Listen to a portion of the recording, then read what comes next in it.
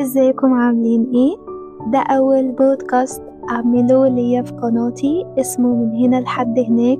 سميته بالاسم ده لانه بيعكس فكرة الانتقال من مكان لمكان، زي رحلة او طريق بنمشيه. كمان في حس من الفضول والتشويق، لانه مش واضح هو ايه اللي هيحصل في الرحلة دي ما بين هنا وهناك. بيخلينا نفكر في كل حاجة ممكن نمر بيها في الطريق ده، سواء كانت تجارب أو تحديات أو تغيرات. كمان حسيت إنه بيدينا إحساس بالتطور والرحلة الشخصية أو الرحلة الجماعية. أتمنى يعجبكم السلسلة دي، ويلا هاتوا معاكم حاجة تشربوها عشان نبدأ. هنتكلم النهاردة عن موضوع مهم جدا، هو قوة البدايات الجديدة، وإزاي الفشل ممكن يكون في صالحنا بدل ما يكون عائق. كمان هنتكلم عن إزاي نقدر نتعامل مع الخوف من المجهول اللي في أغلب الأحيان بيكون سبب رئيسي بيمنعنا عن اتخاذ خطوات جديدة. خلونا نبدأ بالبدايات الجديدة.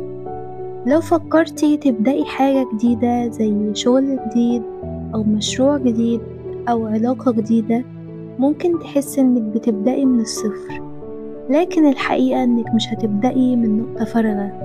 كل تجربة مريتي بيها قبل كده هتساعدك تبدأي من مكان أقوى.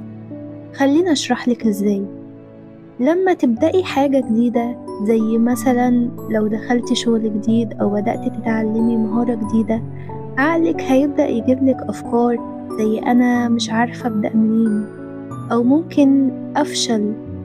لكن لو فكرتي في كل المهارات والخبرات اللي اكتسبتيها في حياتك لحد دلوقتي، هتلاقي إنك مش مبتدئة. كل مهارة اتعلمتيها قبل كده، سواء في شغلك أو دراستك أو حتى في حياتك اليومية، هتكون معاكي في البداية الجديدة.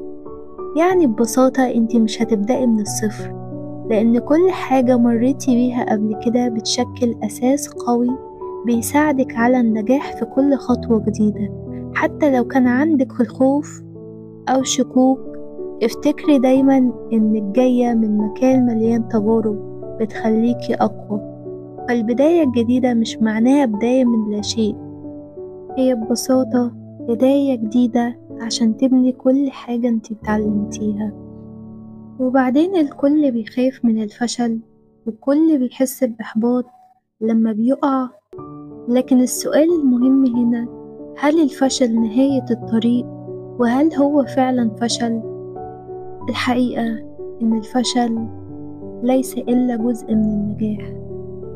زي مثلا توماس إديسون اللي فشل في كل اختراعاته مئات المرات. قبل ما ينجح في اختراع المصباح الكهربي، كان بيقول: أنا لم أفشل، أنا فقط وجدت 10,000 طريقة لا تعمل بها المصباح. انتوا متخيلين؟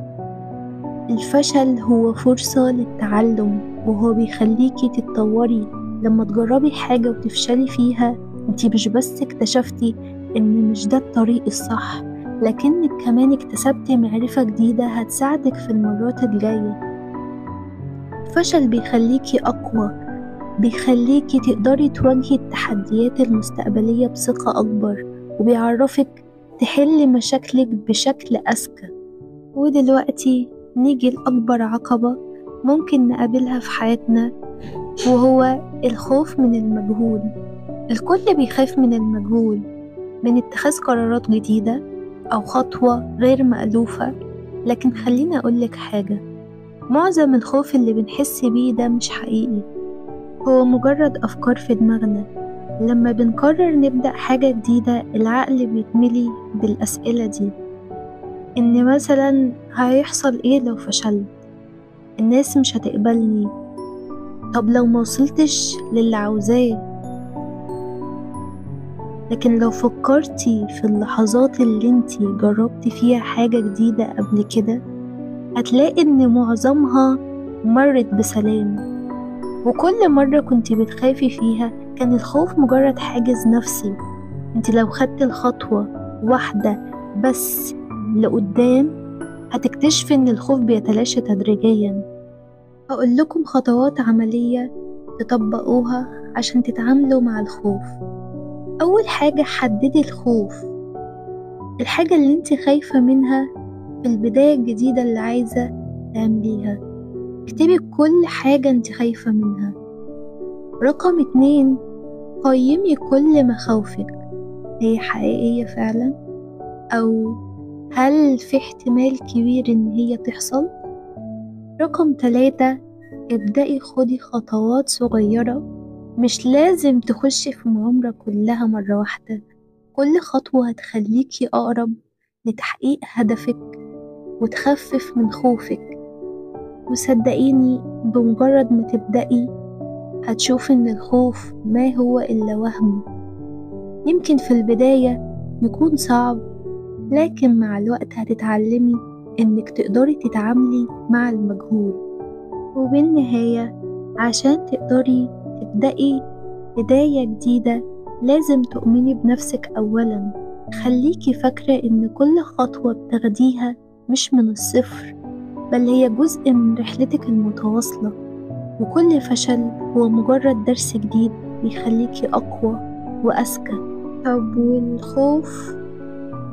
الخوف مجرد وهم بيختفي لما تبدأي تواجهيه، حتى لو بخطوة صغيرة.